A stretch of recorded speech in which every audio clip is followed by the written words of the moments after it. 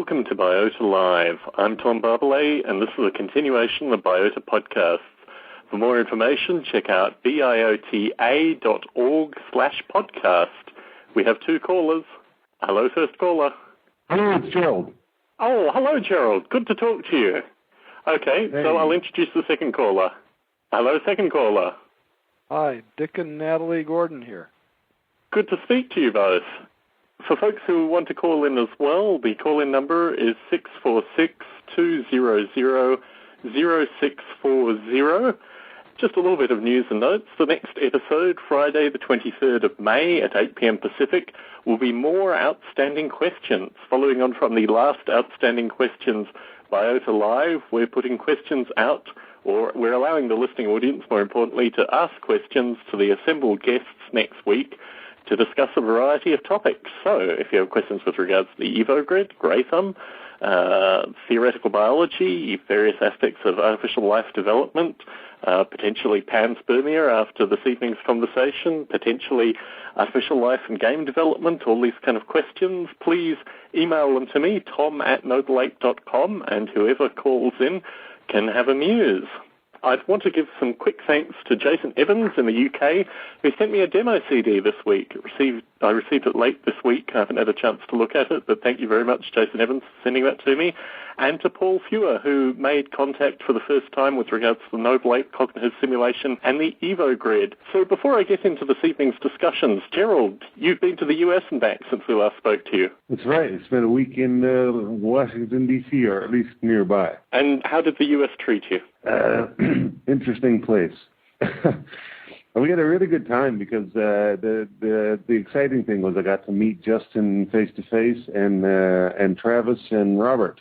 So we actually hung out for quite a few interesting evenings of discussions. Yes, I followed Travis's photo stream on Facebook, and I'm looking forward to receiving a group photo to put on the Biota Live page to prove that the four of you actually got together. So, Dick, you were the second podcast interviewee in the Biota podcast stream, but we haven't had a chance to talk to Natalie previously. Natalie, would you like to introduce yourself? Well, my name is Natalie Gordon, and I have a small business in SecondLife, and my background is human genetics. And I know that you and Dick put off a holiday in order to appear on this evening's Biota Live, so many thanks to you both for the opportunity to stop by and have a chat. Well, actually, this is a very strange way to celebrate our 15th anniversary. Yes, we've been married 15 years now. Wow. Well, congratulations to you both, and I pass on the congratulations from the collected Biota community as well. That's wonderful news. Dick, you passed me a paper a couple of weeks ago, which I've been able to circulate. Gerald, have you had a chance to read Dick's paper? Actually, I haven't, no. So the paper is called, Could There Have Been a Single Origin of Life in a Big Bang Universe? And Dick, it raises a number of interesting questions. Would you like to give a quick summary to the paper? Well, yes, I started the paper with the common assumption that life could have started once in the universe and then spread all around it. And this seems to be any origin of life book that doesn't start with origin of life on Earth seems to make this assumption. And I had to learn a little bit of cosmology, and I started doing some estimates, and I was amazed that the answer is absolutely not at all. It's not possible. If life is everywhere in the universe, then I estimated it had to have started at least 50,000 times. And there are a number of questions that the paper raises, but for artificial life simulators in particular, what kind of thinking would you like to generate out of the paper? Well, one is that life may be much older than we acknowledge. I define what I call a generation of life, which is the time that it takes to go from microbial life to something like us, with consciousness. And of course, we only have one example that we know of right now, which is on Earth, but that took somewhere between 3 and 4 billion years. And if you divide the age of the universe according to the Big Bang hypothesis by that, you end up with the possibility that we're actually the 5th life generation in the universe, and by no means the first, which would make life very ancient and and us very derivative.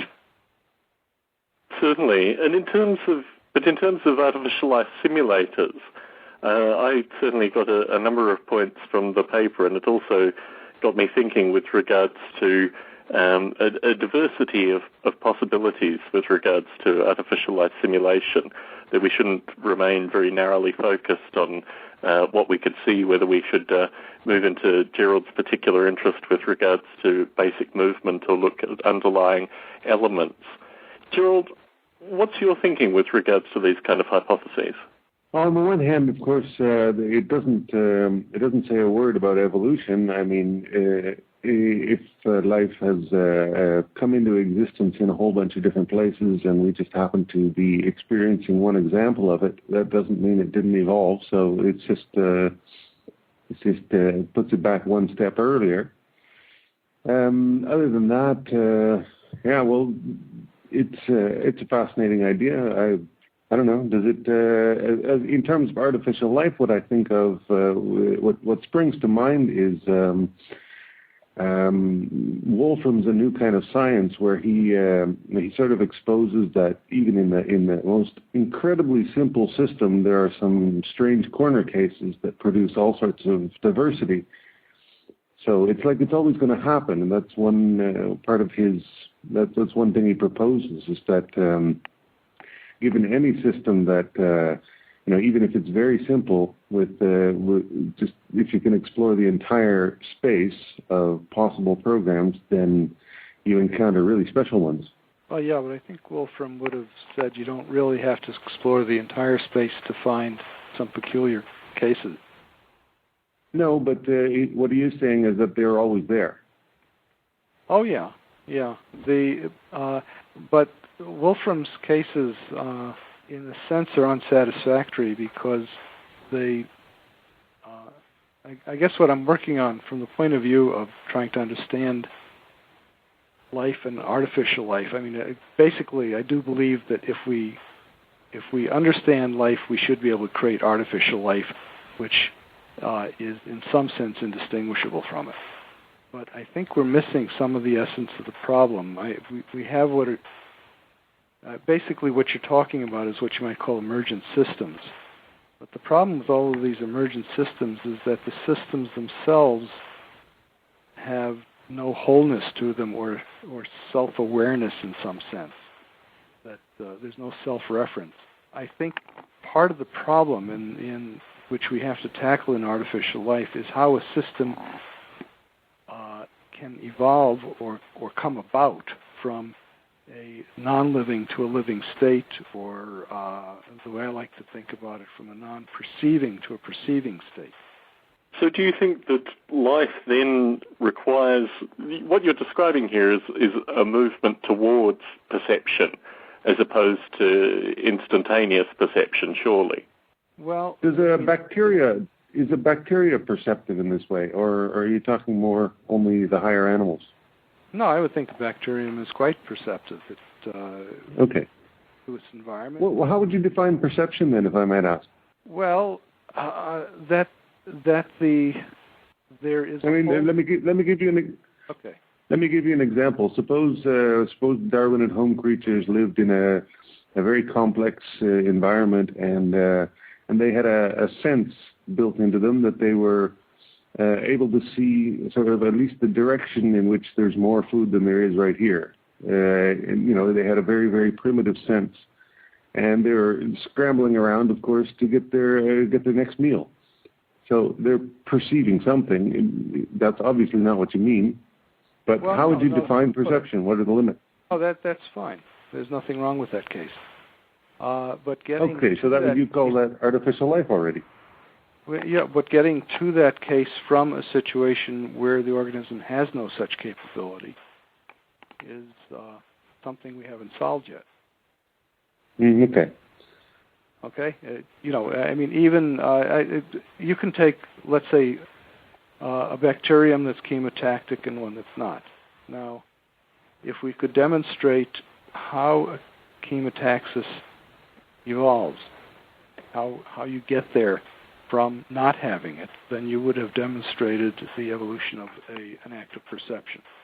a simple one, but we have to start with simple one.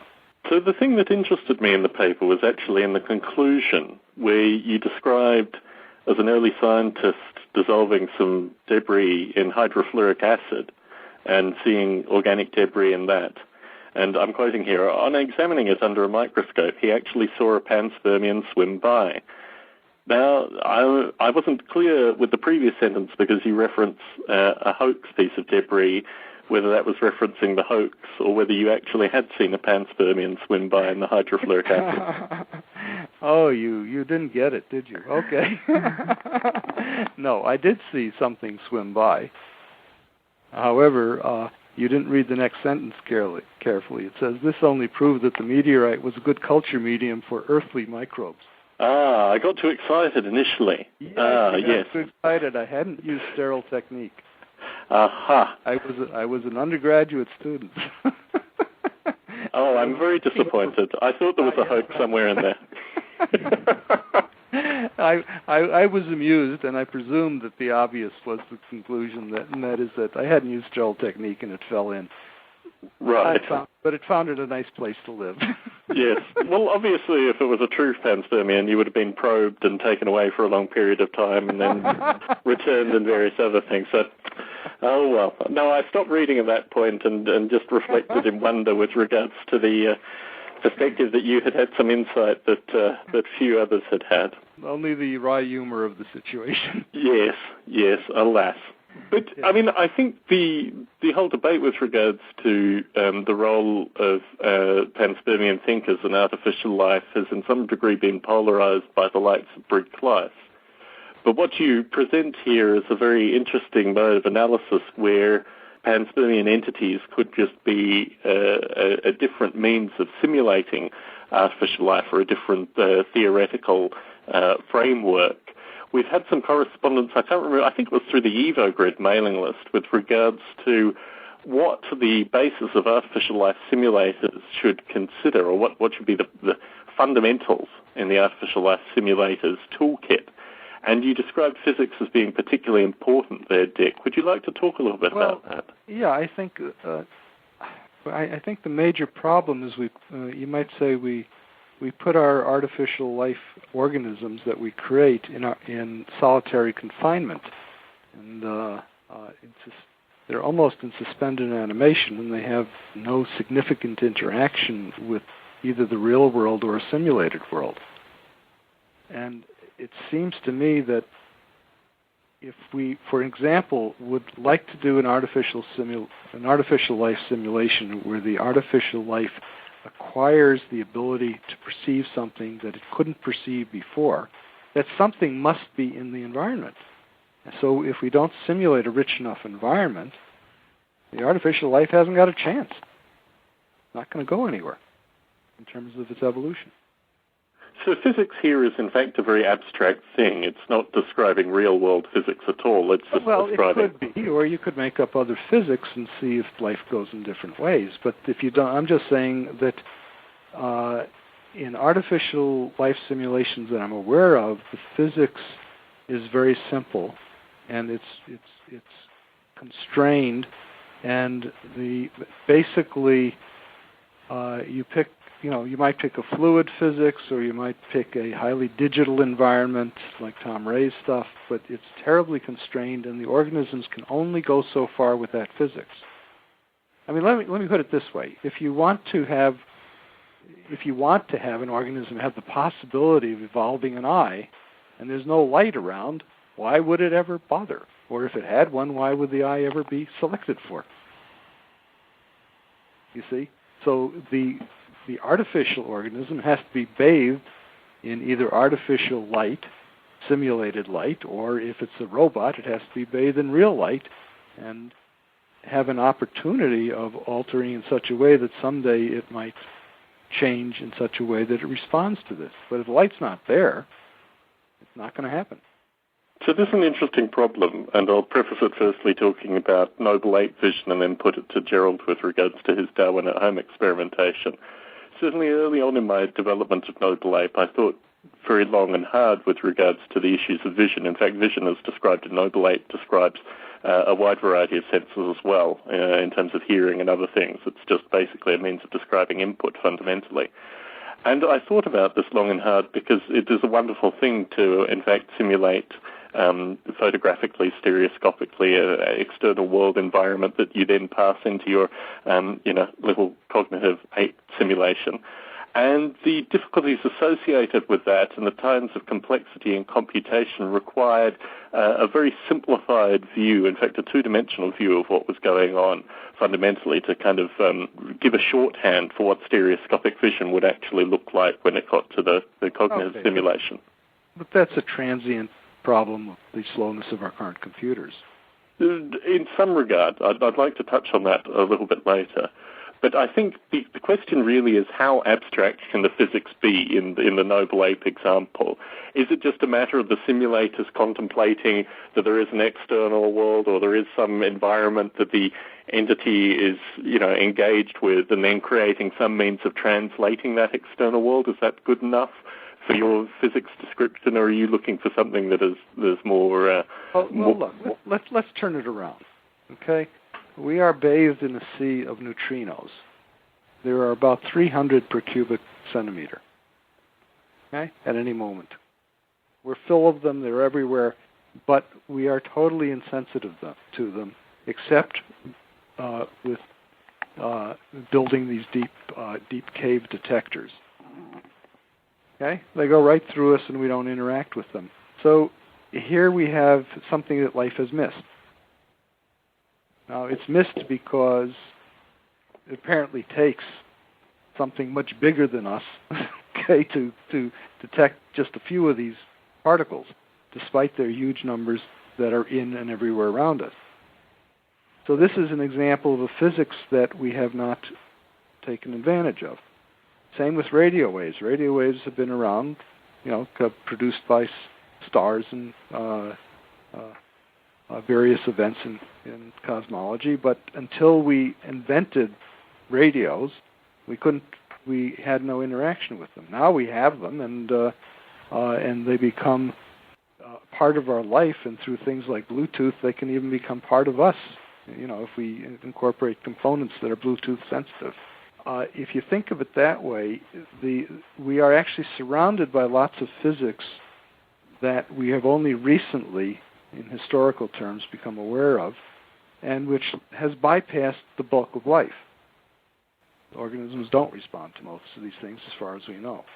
So when you're asking about the richness of the physics, if you want life to imitate something like, if you want artificial life to have some characteristics in common with real life, you could probably leave out the neutrinos. But what you're saying is that there needs to be something slightly more than perception in order for it to be meaningful in an artificial life simulation context. I guess what I'm saying is I think maybe we should distinguish two problems. One is evolution of life and the other is origin of life. I would very much like to see artificial life attempts being made at the origin of life.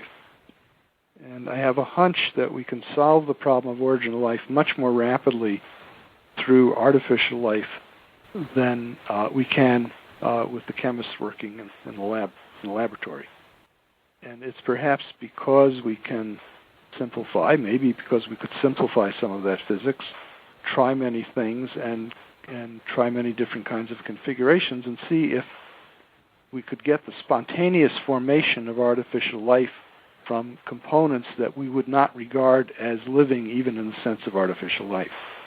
So the language of artificial life is fundamentally computation. And this is something that I've discussed occasionally. I think I've referenced it in previous Biota Lives, perhaps in a chat with Jeffrey and Bruce from memory.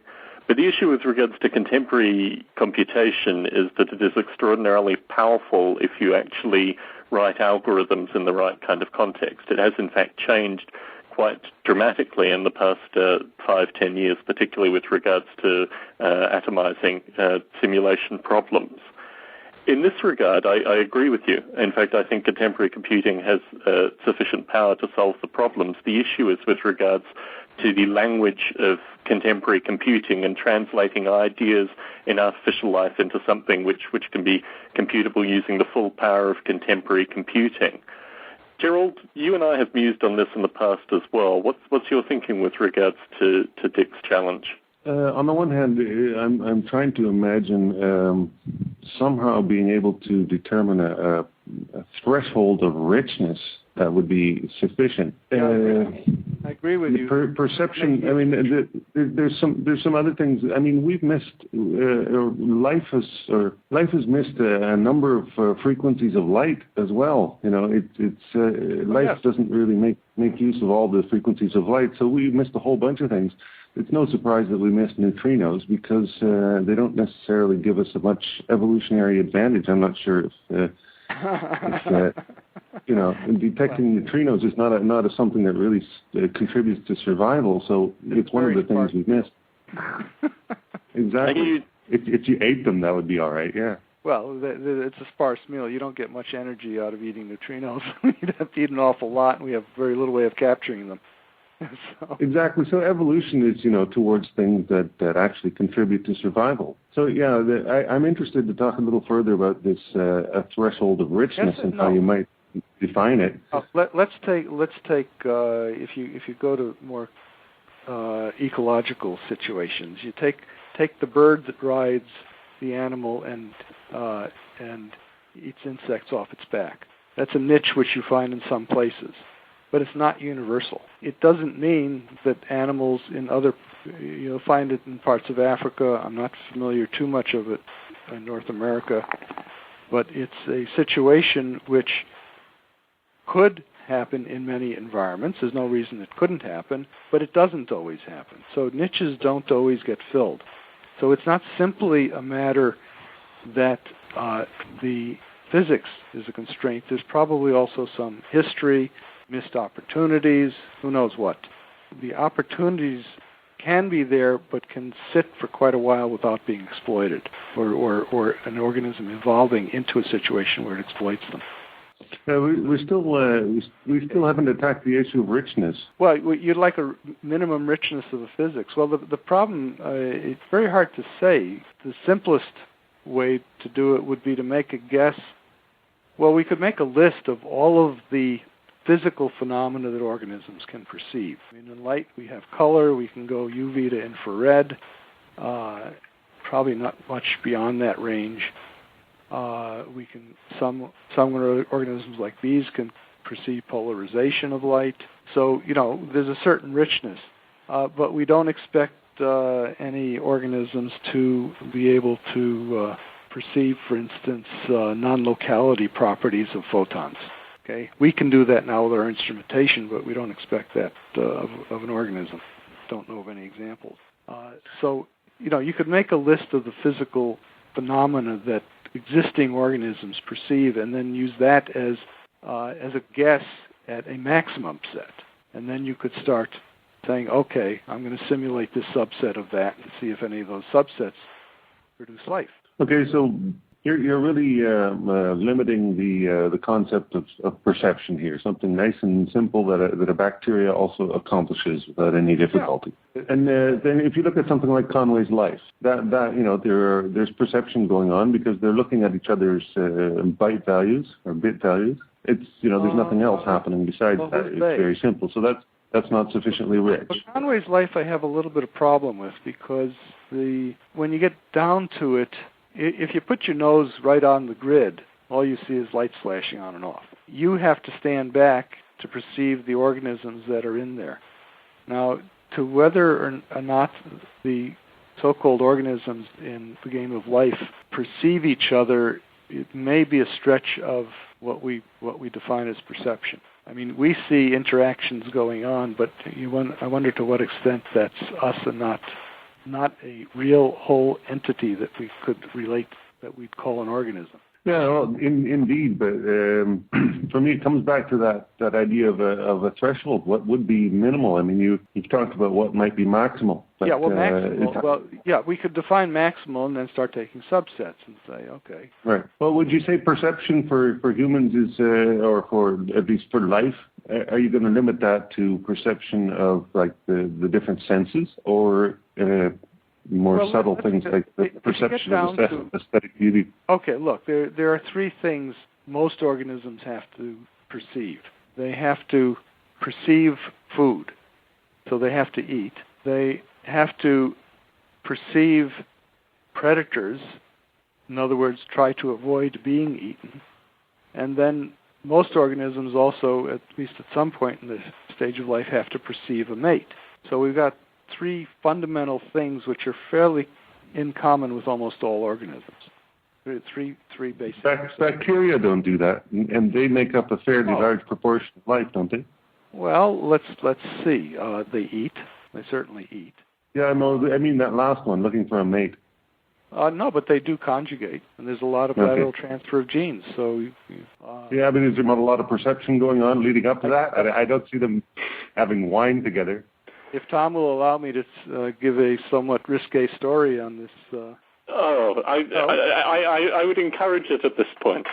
Okay, well, as a teenager, I was, of course, very curious about sex, and I walked into this shop that sold books on sex. And there, sitting on the shelf, was this book called The Sex of Bacteria. And that's the book I walked out with. Oh, my goodness. What did your mother say? I don't think... You're not allowed to play with Dick after that story, Gerald. You're not allowed to play with him. Now, let's get back to the point of the... Okay. So, The Sex Life of Bacteria has been on my mind for a long time. And what did that book yield in terms of meaningful benefit for the Biota Live listening audience? An awareness that sex is pretty ancient. Okay, so those three fundamentals, eating, not being eaten, and reproducing, all of them require acts of perception. That's my point. And therefore, we need to start simulating perception itself in our artificial life and try to see if we can get an artificial life system to go from not perceiving something to perceiving something. Now, what it perceives has to be in its environment, and that's where the physics comes in that has to be simulated. What if you had Conway's life, and then but there was some sort of gradient involved, so that the runners or whatever would have a tendency to avoid things and a tendency to follow things, perhaps. And they're just patterns appearing in the cells. But I can imagine having a sort of a background gradient where certain runners will run out of energy if they're heading in a certain direction. See, it's a little hard. Now, maybe one of the problems with the organisms in Conway's life is, can they perceive each other, or do they just run into each other and become something else? You see, they strike me as sort of nonlinear versions of waterways running through each other. I mean, yes, you get an alternate pattern when two waves run into each other, but fundamentally nothing's happened at the... Well, you could just modify Conway's life so that it had some effects at a distance, so that you would have the opportunity. The light would be present, and they could perhaps discover how to perceive it. Okay, well, that may be a place to start. I don't want to argue against that approach. It's an experiment where you could add something that you could, in some sense, call light to a system that doesn't have it, and then see if it somehow takes advantage of it and starts using it for perception. Might be a case in point. I'd like to hear from your wife. Oh, I'm listening intently. I'm a little bit more of a, let's say I'm not a theoretician. And my particular interest is metabolic pathways, and my interest in them as far as artificial life goes is how I see them as having originally evolved. So the discussion of perception becomes, to me, quite important from that. And I don't know enough about the specific system that you've just mentioned to comment directly on that.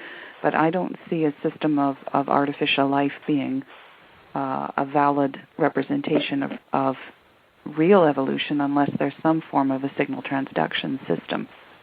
And that has to be based, within the individual on some kind of physical signal, picking up molecules in media, that kind of thing. Yeah, maybe Natalie's hit on something, because the so-called organisms in Conway's life game don't really have any boundaries to themselves. They just sort of run through each other. And all life as we know it has some form of a boundary. I'm sure it could be added. Tom, are you on the case? Well, I have a number of questions coming out of this.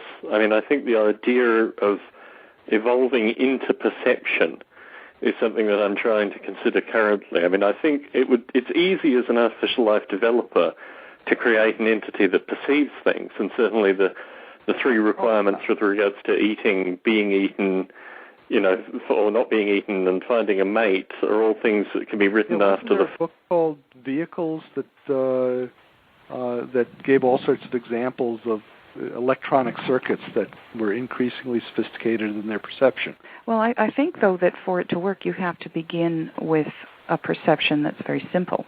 I suspect one of the ideas that I've had is that life began in its earliest form of perception as an ability to either move toward that which was desirable or to move away from that which was undesirable. And the first real act of perception beyond that would be a system where, if you imagine, for example, an environment with a pH gradient, and what you want to eat is in an unfavorable pH region, so you hover at the edge.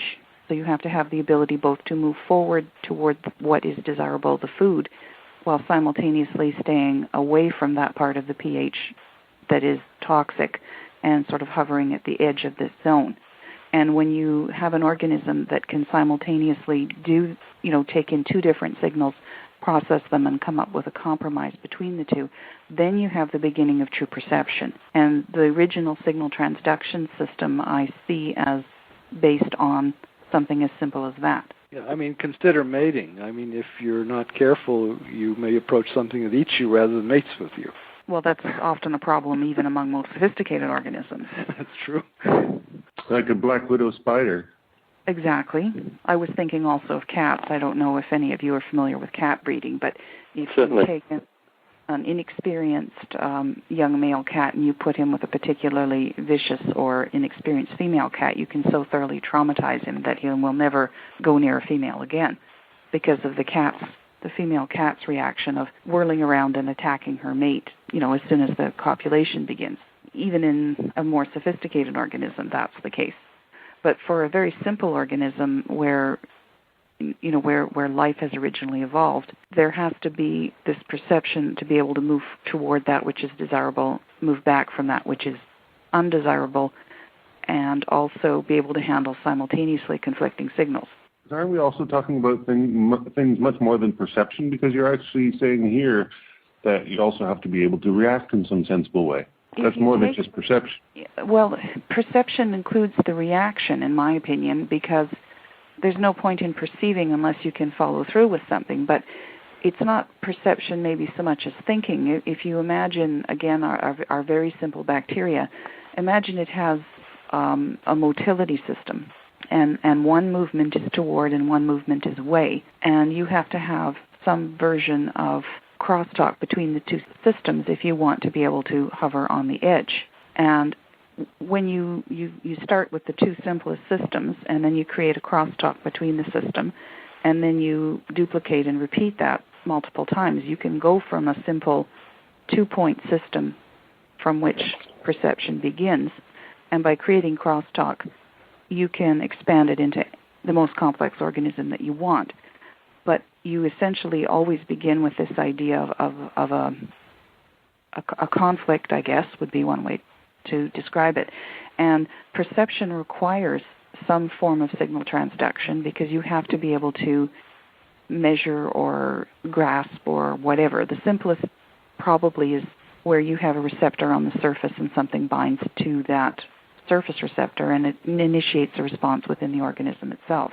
Our oldest sense is scent, and that involves that process of binding a molecule to a receptor and creating a response. And I suspect that the very first forms of perception involved something like that. And, without that kind of fundamental sort of basis for what you're doing, is artificial life actually replicating real life in terms of, being useful for understanding evolution and so forth, or is it just some cute stuff in a machine? Now, there's again my practical lab-oriented biologist basis speaking out, because for me, artificial life should be reflecting real life. And as far as I'm concerned, we've got this threshold of richness that applies to evaluating whether something is artificial life as well. And my impression is that it's always a moving target. So in other words, if somebody claims something, to be easily able to slice it to pieces. Yes, unless it bites you. I mean, even then, if you have a sophisticated enough robot and you have no way to protect yourself from it, I don't care if it's alive or not. I will react the same way to the thing. But this also crosses the philosophical problem. Like I'm conscious and you are an automaton, and you might take the same point of view. We can take an attitude that everything out there is an automaton, except perhaps ourselves, and I don't think the distinction between a living organism and a clever robot is probably not that important when it comes down to my perception of what will keep me alive. Do you think of yourself as an automaton, Gerald? I always think of Dan Dennett's statement where he says, "Of course you have a soul, but it's made of millions of tiny robots." Which have many souls themselves. Well, as a human geneticist, I see us as being far more automated than we like to admit. No, I think that's exactly true. In fact, I think it's one of the, if we're talking about layers of an onion that artificial life development provides here, let's return a little bit to this idea of perception, because certainly what you've described, Natalie, was my early musings with regards to noble ape in terms of predator-prey movement and interaction based on, is this good, is this bad, do I move towards it, do I move away from it? I mean, all these things are writable in terms of contemporary computer simulations, and they provide a lot of very interesting results. But my understanding from communicating with Dick is that he's talking about subcomponents of the subsets of perception, subsets of physics. We need to have a language of artificial life that we communicate with that describe subsets of these perceptions, subsets of these physics, in order to create almost a jigsaw-like relayering of artificial life simulations. And to date, I don't see the language being there to the same level that perhaps Dick would like it to be there. I think this is ultimately the problem for contemporary artificial life, to create this simulation science thing. Well, I'd like to make two comments about that. The first of all is that when I first started out, a 300 megabyte disk was state of the art, and we had to special order it from the other side of the world in order to have it. And I recently upgraded, my computer, so we're talking gigabytes now. So the fact that our current computers can't necessarily do what you're talking about, I think is irrelevant, because they very soon will be able to. I think they already can. Okay. I think the issue is that they've reached a level of complexity that requires us to have a new methodology with regards to how we approach them. And certainly through my communications with folks at Intel and things like that, I mean, that is their view as well. I'm trying to say the opposite, though. We're trying to talk about artificial life, and I'd like to say, well, okay, how about defining artificial non-life? Excuse me? In other words, if life comes from non-life and we want to simulate this process, we have to start with artificial non-life. And what do we mean? Can we define what we mean by saying that this component, this simulated bit of thingamajig, is not alive by any definition of artificial life that we'd like to propose? So this is the idea of the subsets, fundamentally, that I was talking about earlier.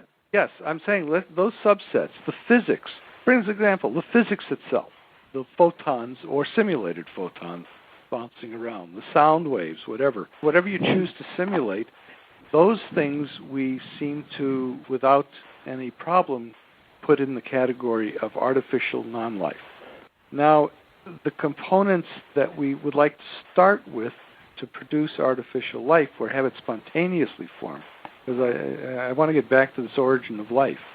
I'm saying we need an origin of a life, and the origin of a life has to come from has to come out of components that we clearly can agree represent non-A life or artificial non-life. such as a simulated photon. Simulated photon's an energy source, but we need other components in the soup, so to speak. But in terms of very simple single-celled organisms, what is the physics of that resolution that would affect what translates between non-life to life in that kind of physical scheme? Is photons what we're talking about there, or is there something bigger? Let's take our little bacterium. According to some authors, you take a little bacterium. It's a pressure chamber with about 50 atmospheres of pressure, which, that's much, much higher than a tight bicycle tire. Now, that's a physics which is not spontaneous. It's somehow put together by the organism. It requires a whole bacterium because if there's a dent in it, it's going to blow out. That's how penicillin works. That's how penicillin works. Yeah. Okay. You wreck the cell wall and it blows out. Yeah, and blows up. Okay. So there's a wholeness to it represented by an intact cell wall which can retain this pressure. Now, the function of the pressure, I don't know. I'm not sure anyone does because it's generally not studied. And the people who are doing the virtual E. coli simulations completely ignore this physics. And I don't understand why they do that. But we also have a general problem. The physics is ignored in general in artificial life, and it's also ignored in general in real-life research. Yet it's pervasive, and it probably is the key to solving some of these problems. Is the physics understood in real-life research? No. That's part of the problem. I think there's two sources of this. First of all, I noticed it myself when I was teaching at the undergraduate level. You come in the first year and you take your introductory biology course, and you take an introductory chemistry and physics. Everybody has this sort of basic panel. And there's almost an immediate division between those who enjoy mathematics and those who don't. And the ones who find math difficult but want to remain in science go into biology. And those who find math wonderful, by and large, move off into physics and chemistry and avoid the biology. So you get, almost from the first year as an undergraduate, you get this rapid division between the two. And there's very few people who seem to be able to bridge. Biochemists are probably the closest, but even the mathematics the average biochemist takes are trivial for comparison, say, with the average physicist. And so there's a split in the fields. Yeah, and yet the average physicist learns very little about life. Yeah, the average physicist learns almost nothing about life. So they only learn to solve simple problems that physicists like to solve. Right. So, it's also a bit of brain drain, apparently. Yeah. So there's this, there's an immediate division, and I think that this has resulted in a real poverty in terms of a study of biology about including the mathematics and the physics and the fundamental chemistry that underlies life. Have you ever looked at the diagrams produced by your typical molecular biologist? They exist frequently with no scale bars of any kind. The interactions, you take the molecular biologist's favorite molecule and you surround it with lots of pretty cartoons of all the other molecules, but with no scale as to the various interactions, how often they happen, and that kind of thing. So that's one of the problems. And I do believe that there is a missing piece in our understanding of how life works that can be provided by putting the physics and the mechanics into the processes of life, and it's not currently there. Yeah, even if you take the field that's called systems biology, I have yet to come across a systems biology paper that recognizes that cells are separated by membrane. And, it just doesn't work without that. So to conclude this, before we talk about Graytham and SecondLife, in I think probably 99, I was a physics honors student about to start a membrane biophysics thesis with a computer simulation fellow who certainly understood ion channels and all these kind of things. And at that point made the decision to move to Silicon Valley and hang out with Steve Wozniak. So maybe I took the wrong turn at that point. In any case, well, I did have the opportunity to meet a wide variety of people and probably put me in the position I'm in today. But yes, maybe a wrong turn was taken, or maybe I'm still trying to get back to that original point. Let's talk about Graytham and SecondLife to change the topic almost completely. Natalie, you told me you have a store in Second Life and you're going to open this up into a grey thumb? My company is Silverbog Research, and we do a variety of things in Second Life, including hosting groups. Some of them are nonprofit groups, and we host them because they're worthy. And for the moment, at least, our attempt to bring the Grey Thumb group into Silverbog will fall into that category. So I have actually set aside a parcel of land and put up a nice beach house so avatars can come and visit. And we are hoping to get enough interest from the Grey Thumb group as a whole so that we can have a avatar-based in a virtual world chapter of Grey Thumb in Second Life, and it sort of makes sense. It should evolve into a scary place if it's up to its fault. Well, the problem is only one person besides us has signed up so far. So, right. Yes. So we need it needs people signing up and somebody to get volunteered as leader of the group. Right. Okay. And I'd like to see it blend in with some of the other work that's going on here that would be related and similar. There's a lot of science going on in Second Life. There's a lot of scientists in here. And this could be just one more interesting way for all of us to be interacting in this world. Yeah, once Grey Thumb becomes active in Second Life, it can be announced to other scientists and could get quite a bit of interesting crosstalk between people. Right. Second Life is not just a game, and it's not just a video game. It's a mechanism for communicating, and it's already being very actively used by many scientists and educators.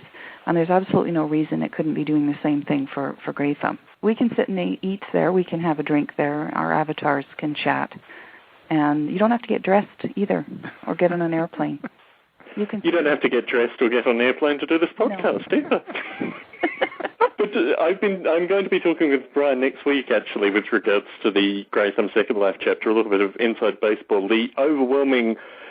Gerald is currently setting up a Grey Thumb in the Netherlands. I think the folks in Boston are just watching this thing evolve at a far faster rate than they probably ever originally anticipated. I certainly think that a Grey Thumb in Second Life, has a lot of possibilities. There have been, to my knowledge, 2 independent attempts to start growing artificial life ecosystems in Second Life. The last group, who still have a semi-active wiki, I was in communication with to try and bring them into these podcasts so they could talk more about it. In terms of listeners who are currently part of Second Life, how would be should they get in contact with you in Second Life in this area? Can you give the details about that?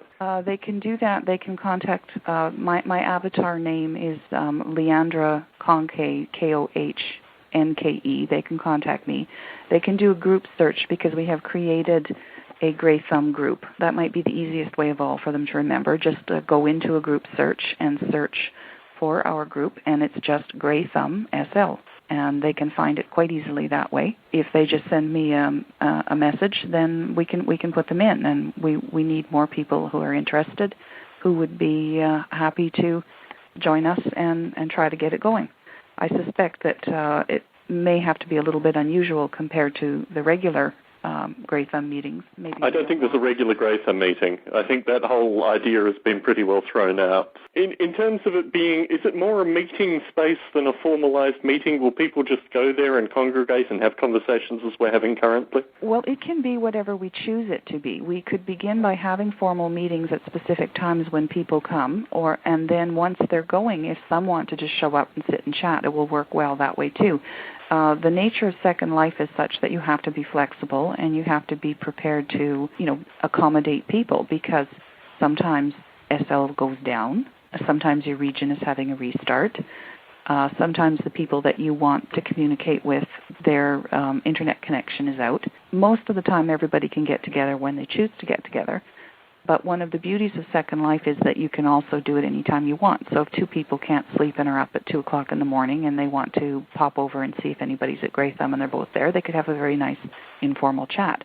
It doesn't preclude having a regular meeting as well. The point of what we've done is to create the space for whatever needs to happen. Yeah, you can give lectures, you can show PowerPoints, and Natalie's even created a math board, so if you want to put some relatively simple math on a board, you can throw an avatar can throw it up on a board and everybody else can see it. And one of the other nice things is, suppose you had somebody who's in Boston and somebody else who lives in rural Texas, and they would like to be at a Grey Thumb meeting in Boston, but they can't fly to Boston to go. All they need is an internet connection and an avatar and someone in the Boston meeting sitting with a laptop computer, and they can join in. And that's one of the other things about Second Life. It's very easy to have meetings where an avatar is present and communicating with people who are physically sitting around. All you need is an internet connection and a computer. So with less than 2 minutes remaining, can you have audio and video streaming as well? Yes, easily. Well, I'd like to thank the collective group. There's never enough time on a Biota Live, as you've discovered this evening. But I'd like to thank the collective group, especially to Natalie and Dick. Please stop by frequently, and happy 15th wedding anniversary. Thank you. It's been a pleasure. Nice way to spend an anniversary, but aren't we? And Gerald, it's, I guess, 5 a.m. now where you are, or maybe even 6 a.m. So thank you as well for calling in. Our topic next week, well, we don't have a topic at all. So you could submit a topic having listened to this conversation or having listened to any of the previous Biota Lives, or even a new topic. So email me, tom@noble8.com. Next Friday, 23rd of May, 8 p.m. Pacific, more outstanding questions. Thank you all very much for participating this evening.